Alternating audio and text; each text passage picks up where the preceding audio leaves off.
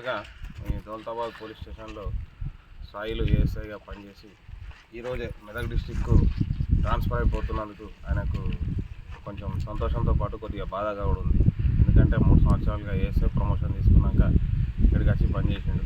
తర్వాత ఇప్పుడు వాళ్ళ ఇంటికి దగ్గరగా సంగారెడ్డికి దగ్గరగా మెదక్ డిస్టిక్ ట్రాన్స్ఫర్ అయిపోతున్నాడు.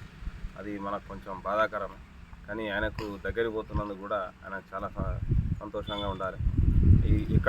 ఇక్కడ నుంచి ట్రాన్స్ఫర్ అయిపోయిన తర్వాత మళ్ళీ ఎక్కడ పనిచేసినా, ఏ పోలీస్ స్టేషన్లో పనిచేసినా ఇట్లే సర్వీస్ చేయాలి.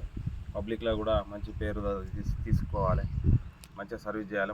ఈ రిటైర్మెంట్ అయ్యేంత వరకు కూడా ఇట్లే ఉండాలి. రిటైర్మెంట్ అయినాక కూడా ఫ్యామిలీతోటి అందరితోటి హ్యాపీగా సంతోషంగా ఉండాలి. ఈ ట్రాన్స్ఫర్ ఇక్కడ నుంచి వెళ్తున్నందుకు దౌలతాబాద్ పోలీస్ స్టేషన్ తరఫున అతనికి కృతజ్ఞతలు తెలియజేస్తున్నాను.